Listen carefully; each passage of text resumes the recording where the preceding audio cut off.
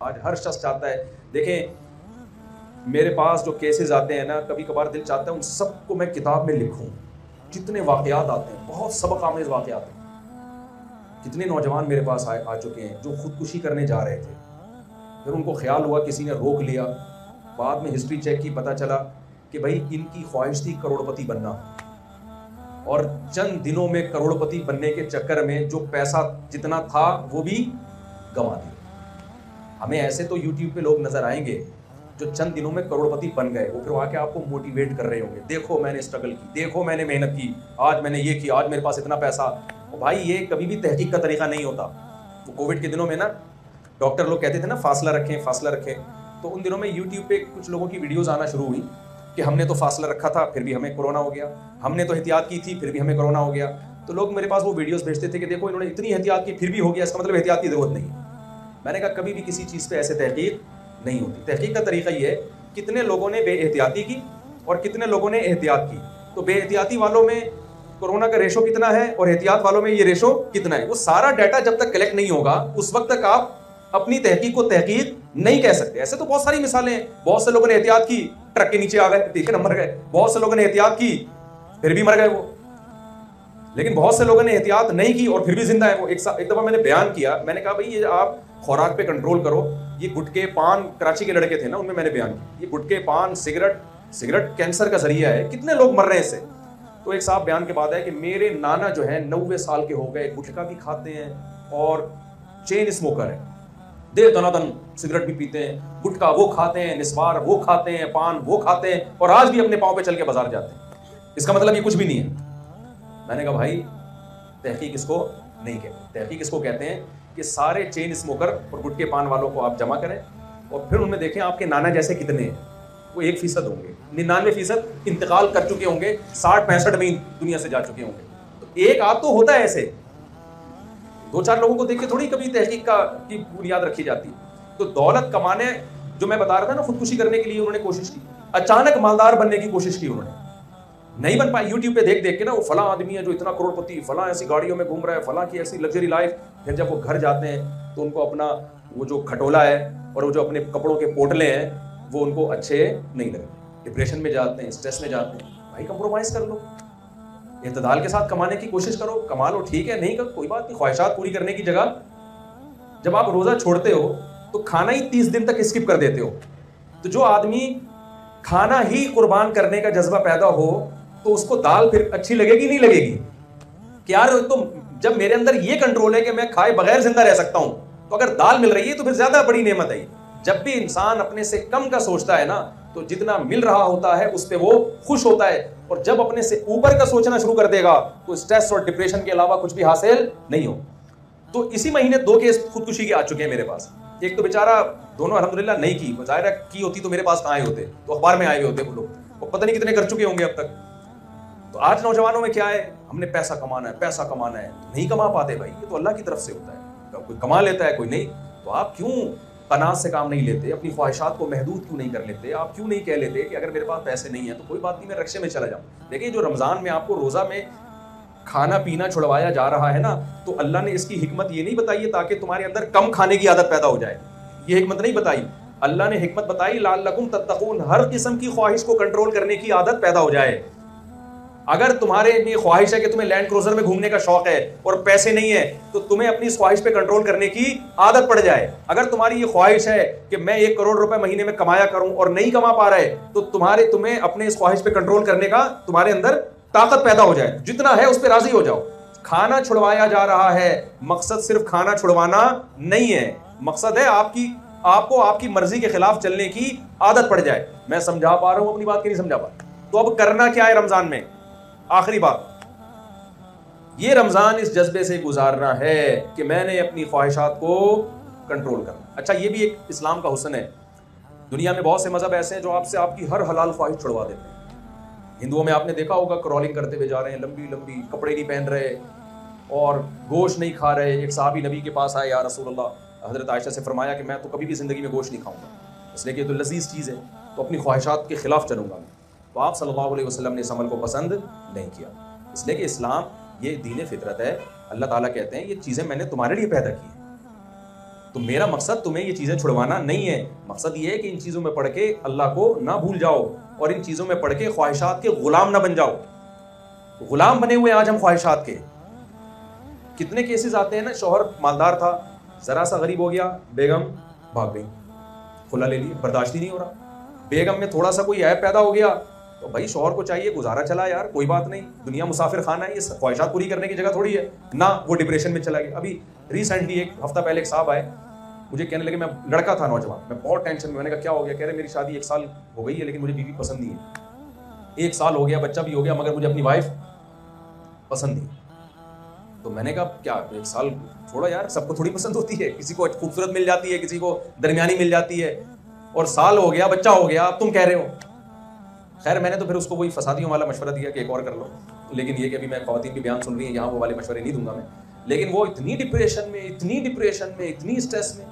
بھائی اس کی علامت ہے کہ آپ دنیا کو خواہشات کی جگہ سمجھتے ہو. میں نے کہا یار کل تمہاری بہن بیٹی ہو اور بہنوں یہ 1 سال کے بعد بولے مجھے آپ کی بہن پسند نہیں آ رہی اور طلاق دے کے گھر بٹھاتے، کیا گزرے گی باپ کے اوپر؟ آج کل طلاق یافتہ لڑکیوں کا ہماری سوسائٹی میں کیا حشر ہوتا ہے؟ گزارا چلاؤ بھائی نہ. تو جب ہر آدمی نے یہ ٹھان لی ہے کہ میں نے اپنی تمام خواہشات یہاں ہی پوری کرنی ہے، تو یہ آپ ڈائری میں نوٹ کر لیں، اس کا مطلب آپ اپنے آپ کو ڈپریشن اور ٹینشن کا مریض بنا رہے ہیں. خواہشات پوری ہوتی نہیں ہے، یہ ناممکن ہے. ایک خواہش پوری ہوگی وہ 10 انڈے بچے پیدا کر کے جائے گی، اور پھر وہ جب پوری کریں گے تو وہ 100 خواہشات جنم دے کے جاری ہو. آپ اپنے حکمرانوں سے آپ اندازہ لگا لو، کتنی دولت. کبھی آپ نے ایک کسی ارب پتی کو دیکھا جو کرپشن کر کے ارب پتی بناؤ اور ارب پتی بننے کے بعد کرپشن سے توبہ کر لیا اس نے؟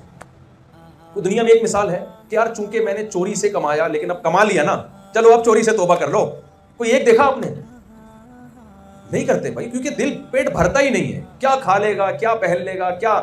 تو اس لیے اللہ تعالیٰ نے ہمیں رمضان دیا کہ بھائی تھوڑا سا دوسرا رخ بھی ہے، مادہ پرست بننے کی کوشش نہ کرو. نماز دی ہمیں، رات کو نیند قربان کرنی ہے، پھر دوپہر کو کاروبار چھوڑنا ہے، پھر عصر میں کام چھوڑنا ہے، پھر مغرب میں اپنے گھر بار کو چھوڑ کے مسجد میں حاضری، پھر عشاء میں بار بار. تو جو لوگ اس طرح کی قربانیاں دیتے رہتے ہیں ان کی زندگیوں میں سکون رہتا ہے، اور جو یہ قربانیاں نہیں دیتے ان کی زندگی سے بھی سکون نکلتا ہے اور ان کے گھروں سے بھی سکون نکلتا ہے. میرے پاس جو گھروں میں زیادہ تر بے سکونی کے کیسز آتے ہیں وہ ان گھروں میں زیادہ آتے ہیں جن کے پاس سکون کی تمام چیزیں میسر ہیں. ماں باپ نے بچوں کی ہر خواہش پوری کی ہوتی ہے، ان سے قربانیاں دلوائی نہیں ہوتی جو اللہ اس کے رسول نے حکم دیا جن قربانیوں. تو نتیجہ کیا نکلتا ہے کہ ان بچوں کو پھر ماں باپ بھی برے لگے، کیونکہ دیکھیں ماں باپ کو پالنا بھی یہ خواہشات کی قربانی دیے بغیر ممکن نہیں ہے. کیونکہ اب بوڑھے باپ سے آپ کو فائدہ تو کچھ ہے نہیں، بوڑھی ماں اور باپ سے. تبھی تو گوروں نے کیا کیا، ابا 60 سال ہوتے ہی اولڈ ہاؤس ان کا مقدر ہے. وہ کہتے ہیں یار لائف کو انجوائے کرنے میں کباب میں جو اس زندگی کی کباب میں سب سے بڑی ہڈی ہے، گورا کہتا ہے وہ ہمارے ابا اور ہماری اماں ہیں. تبھی گوروں نے ابا اور اماں کے لیے کیا رکھے ہوئے ہیں؟ بول لینا آپ لوگ، اولڈ ہاؤس رکھے ہیں. کہتے ہیں یار جب ہم پیدا لائف کو انجوائے کرنے کے لیے ہوئے ہیں تو یہ کباب میں ہڈی کھانسیں گے، کیا کریں گے ہمارے؟ وہ نچوڑنا تھا وہ تو نچوڑ لیا نا بچپن میں ابا اماں کو اس نے. تو ماں باپ کو بھی وہی رکھے گا بڑھاپے میں جس کو اپنی خواہشات پہ کنٹرول ہوگا، وہ غیرت اور حمیت کی بیس پہ قربانی دے گا. میں ایسے لوگوں کو جانتا ہوں 10 سال سے ابا کو لقوا ہوا ہے، کوما میں گئے ہوئے ابا سوری، اور 10 سال ہو گئے وہ بیڈ پہ بیٹا ان کی خدمت کر رہے ہیں. یہ جب ہی ہے جب آپ اپنے بچوں کے اندر قربانی کا جذبہ پیدا کریں گے، ان سے روزے رکھوائیں گے، ان سے تلاوت کروائیں گے، ان سے نماز ٹائم پہ پڑھوائیں گے، اور پھر ان سے اپنی خدمت بھی کروائیں گے. یہ بھی شریعت کا حکم ہے کہ اپنی اولاد سے آپ ابھی سے اپنی خدمت لیں تاکہ ان میں خدمت کا جذبہ پیدا ہو. آج ماں باپ بچے کی ہر خواہش پوری کر کر کے بچے کو بگاڑ دیتے ہیں. وہ بچہ پھر بڑے ہو کر آپ کی خدمت نہیں کرے گا، وہ چاہے گا جو چیز بھی میری خواہش میں رکاوٹ بن رہی ہے میں ان تمام چیزوں کو اپنی زندگی سے نکال. تو اس رمضان میں اب کیا کرنا ہے؟ پہلی بات، ایک ڈائری لے کے نا جو بھی ہماری زندگی میں گناہ ہے وہ تمام گناہوں کی ایک فہرست بنائیں. بھائی میں یہ بھی غلط کرتا ہوں، میں یہ بھی غلط کرتا ہوں، میں یہ بھی غلط کرتا ہوں. مثال کے طور پر کسی کو نشے کی عادت پڑ گئی ہے، بھائی میں یہ غلط کرتا ہوں، یہ نشہ ہے، تو میں نے اس رمضان میں اس نشے کو چھوڑنا ہے. میں شراب پیتا ہوں، یہ غلط ہے، میں نے رمضان میں اس نشے کو چھوڑنا ہے. اور میں تو مشورہ دیتا ہوں سگریٹ بھی چھوڑ دو، حرام نہیں ہے لیکن کوئی حلال طیب بھی نہیں ہے. جب ایک چیز کا جو سگریٹ پینے والے ہیں نا یہ پتہ کیا کہتے ہیں ہمیں سگریٹ پی کے سکون ملتا ہے. ہم بے سکونی میں ہوتے ہیں، جب ہم سگریٹ پیتے ہیں تو کیا مل جاتا ہے؟ ذرا میرے ساتھ بولے نا آپ لوگ. بے سکونی میں ہوتے ہیں، جب پیتے ہیں تو سکون میں آ جاتا ہے. بھائی وہ بے سکونی میں ہوتے ہی اس لیے ہو کہ پیتے ہو. نہیں پیو گے تو پینے کے بعد جو سکون ملتا ہے نا, وہ پیے بغیر بھی وہی سکون ملے گا تمہیں. میرا خیال ہے میں سمجھا نہیں پا رہا ہوں. یہ ایسا ہی ہے جیسے ہیروئن چی کہتا ہے میں جب نہیں پیتا تو ڈپریشن میں جاتا ہوں, اور جب پیتا ہوں تو سکون میں آ جاتا ہوں. اس کا مطلب پینی چاہیے. تو اس کا مطلب جو نہیں پی رہے ہیں, جن کو عادت ہی نہیں ہے, وہ تو پھر ہر وقت ٹینشن میں رہتے ہوں گے. بھائی یہ تو تمہیں پینے کے بعد سکون مل ہی اس لیے رہا ہے کہ تم پیتے ہو. پینا چھوڑ دو گے تو تھوڑے دنوں تک ٹینشن میں رہو گے, اس کے بعد نارمل کنڈیشن میں آ جاؤ گے. تو کتنی بڑی معذرت کے ساتھ, کچھ حضرات یہاں بھی بیٹھے پیتے ہوں گے, لیکن ہے تو بہت پرلے درجے کی حماقت کی بات ہے یا نہیں ہے کہ ایک چیز کا تک بھی فائدہ نہیں ہے. نہ اسے پی کے کوئی وائٹامنز مل رہے ہیں, کوئی منرلز مل رہے ہیں, کوئی انرجی مل رہی ہے, کچھ بھی نہیں مل رہا اسے پی کے آپ. اور ساری دنیا کے سارے ڈاکٹر کہہ رہے ہیں کہ بھائی یہ کینسر پیدا کرتی ہے, یہ کرتی ہے, یہ یوں کرتی ہے, اتنی بیماریاں اس کے اندر. وہ ایک چٹکلا ہے, کسی نے کہا کہ اگر پاکستانی قوم جو ہے نا اس کو سے سگریٹ چھڑوانی ہے تو سگریٹ کے ڈبے پہ لکھا ہوتا ہے نا, خبردار سگریٹ نوشی کینسر کا ذریعہ ہے. تو سگریٹ کے ڈبے پہ نا ایک آدمی گیا سگریٹ لینے کے لیے, پاکستانی تھا, تو اس پہ لکھا ہوا تھا خبردار سگریٹ نوشی مردانہ قوت کے لیے نقصان دہ, یہ لکھا ہوا تھا. تو فوراً واپس کرتا ہے, کہتا ہے وہ کینسر والی دے دے بھائی, تو مجھے یہ والی واپس لے لے, مجھے کون سی چاہیے, کینسر والی دے دے تو. تو کتنے لوگ ہمارے جاننے والوں میں مر چکے ہیں. تو اگر آپ رمضان میں سگریٹ چھوڑنا چاہیں تو یہ سگریٹ چھوڑنے کا بہترین بولیں موقع ہے. جان چھوڑ جائے گی. آپ بولے بھائی ایک مہینہ ہے ہی ٹینشن کا مہینہ, بس ٹینشن, خواہشات کے خلاف, تو پہلے سے جذبہ ہوگا تو چھوٹے گی, نہیں جذبہ ہوگا تو جو چرس پی رہا ہے وہ پیتا رہے گا, جو ہیروئن پی رہا ہے وہ پیتا رہے گا, جو شراب پی رہا ہے وہ پیتا رہے گا. اور ان نشے کی جتنی چیزیں ہیں اس میں قطعاً سکون نہیں ہے. آج ہماری یونیورسٹیوں میں بھی ان چیزوں کو عام کیا جا رہا ہے, اس سے تو ڈپریشن میں لے جاتی ہیں یہ چیزیں انسان کو. تو آپ ہمت کر کے اس مہینے میں جتنی بھی نشے کی چیزیں ہیں کسی بھی عنوان سے ہو, نیکوٹین ہو, اور بہت سے لوگوں کو بہت زیادہ چائے کی عادت پڑ جاتی ہے, ہر آدھے گھنٹے بعد چائے پی رہے ہیں, کافی پی رہے ہیں, چائے پاگل ہو جاتے ہیں وہ. بہت ساری چیزوں پہ آپ کنٹرول کر سکتے ہو. پھر دوسری چیز, اس رمضان میں سب نے یہ ہمت کرنی ہے بھائی, ہم نے اپنے آپ کو قرآن مجید کی تلاوت کا عادی بنا. دیکھو سب قرآن کی تلاوت کرتے ہیں رمضان میں, ٹوٹا پھوٹا کر ہی لیتے ہیں, لیکن اس نیت سے نہیں کرتے کہ پورے سال کے لیے عادی بنا لیں. یہی وجہ ہے کہ جہاں چاند نظر آیا وہ تلاوت اور قرآن ہمیشہ کے لیے غائب ہو گیا. تو جب آپ اس جذبے سے کرو گے بھائی یہ ڈیلی روٹین ہوگی ہے میری, آج جو میں قرآن ہاتھ میں اٹھا کے تلاوت کر رہا ہوں, اب پورے سال تک میں نے یہ معمول بنا ہے. تو بے شک 10 منٹ کے لیے ہو, 15 منٹ کے لیے. تیسرا کام کیا کرنا ہے, سب سے پہلے اسلام میں نماز ہے. آپ نے رمضان میں نماز پڑھنی ہے, اس لیے نہیں کہ رمضان ہے, اس لیے کہ بھائی مجھے 30 دن اپنے آپ کو نماز کی عادت ڈالنے کا موقع ملا ہے. مسجدیں بھری بھی ہوتی ہیں, رونق ہوتی ہے, تو اب میں اس نیت سے شروع کر رہا ہوں کہ اب یہ کام پوری زندگی کرنا ہے. میں سمجھا پا رہا ہوں اپنی بات. میڈیا ہے اس پہ بےہودگی, بے حیائی, جو طوفان بدتمیزی میڈیا پہ ہے, آپ جو ایک بے حیائی کا طوفان ہے, آپ رمضان میں نیت کرو کہ میں نے اپنے آپ کو اس بے حیائی کے دلدل سے نکالنا. دیکھو اسلام میں ایک حلال ہے ایک حرام. حلال صرف بیوی ہے, آپ کی بیوی کے علاوہ جتنی عورتیں ہیں ان میں سے کوئی بھی آپ کے لیے حلال, بولے نا بھائی زبان سے, کسی بھی طرح سے. حدیث میں آتا ہے انسان کی آنکھیں بھی زنا کرتی ہیں, انسان کے کان بھی زنا کرتے ہیں, انسان کی زبان بھی زنا کرتی ہے. عورت سے آپ کا رشتہ کسی بھی طرح سے اس کے باڈی سے لذت حاصل کرنا, یہ اسلام میں اللیگل ہے. اللہ نے الا علی ازواجہم, آپ کے لیے باؤنڈری بنا دی ہے. تبھی تو گوروں کا سارا خاندانی نظام کیا ہو گیا, تباہ و برباد ہو گیا. جانوروں میں اور انسانوں میں فرق ہی یہی ہے کہ جانوروں میں فزیکل ریلیشن ہوتا ہے, نکاح نہیں ہوتا, انسانوں میں نکاح ہوتا ہے. میں سمجھا پا رہا ہوں اپنی بات. تو یہ نیت کرنی ہے آپ. اور چوتھا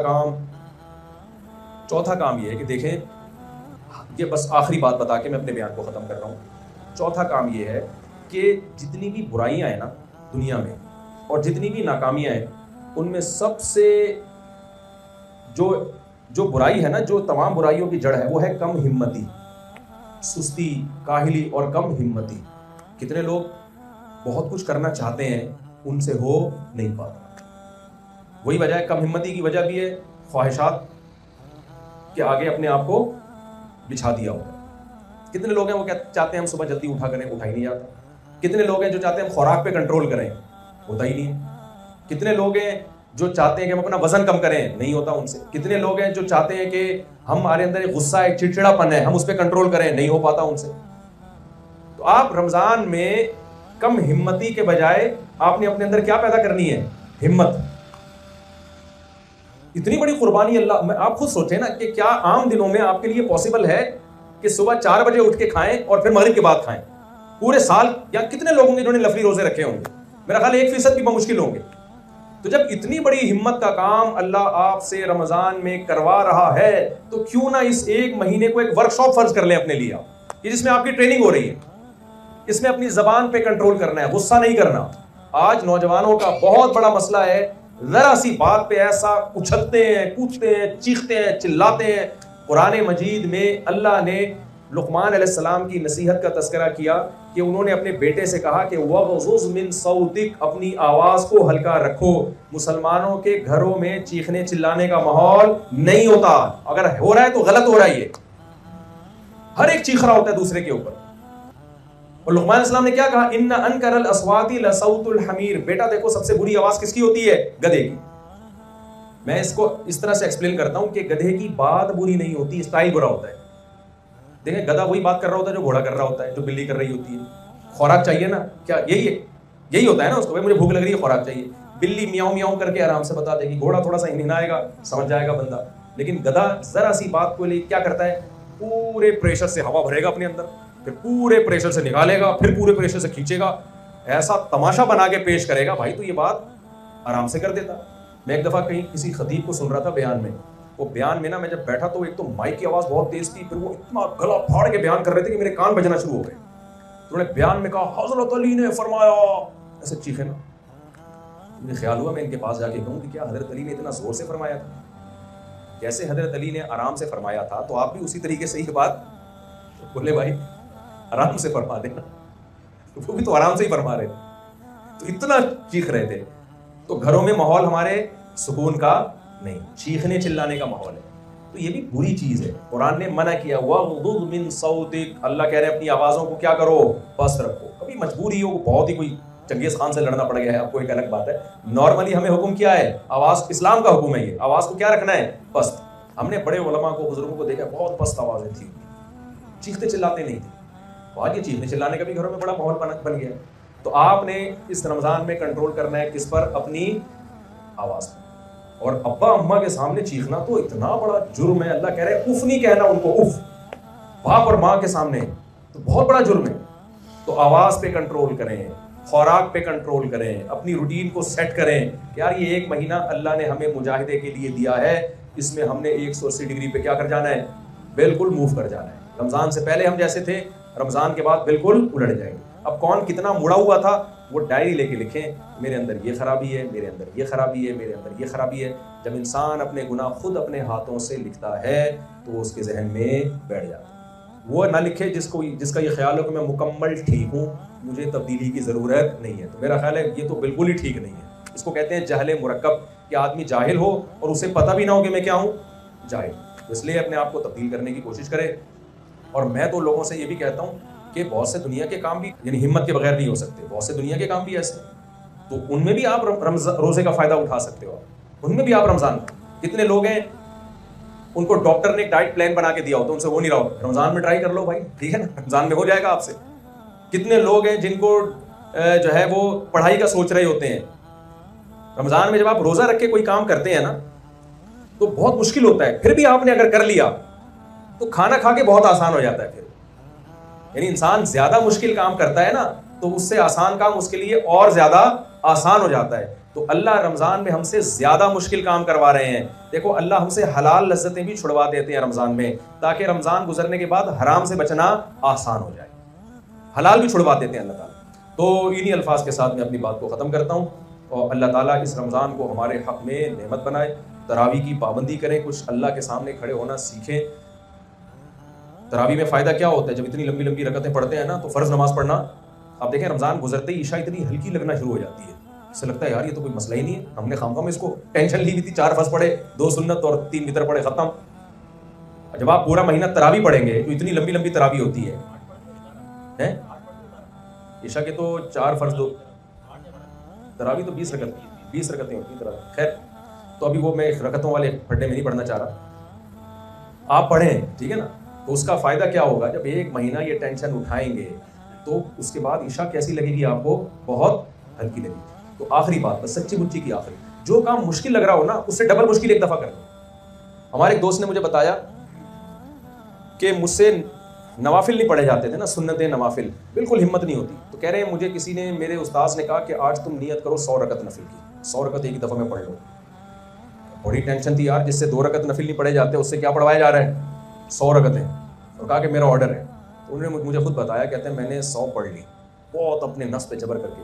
کہتے ہیں اس کے بعد مجھے 2 رکعت نفل اتنے ہلکے لگنے لگے، اتنے ہلکے کہ میرے لیے کوئی مسئلہ رہا ہی. جو کام مشکل لگ رہا ہو نا، وہ اس سے ڈبل مشکل ایک دفعہ میں کر لیا جائے تو اس سے ہلکا والا. دیکھو جم میں جا کے جب آپ زیادہ ویٹ اٹھانا شروع کر دیں گے نا، تھوڑے دنوں تک تو ٹینشن ہوگی. آپ نے اچانک 10 کلو پہ آ گئے تو 5 کلو تو آپ کے لیے کوئی مسئلہ رہے گا. یہ شریعت کا بھی یہی اصول ہے. اللہ تعالیٰ ہمیں سمجھنے کی، عمل کی توفیق عطا فرمائے.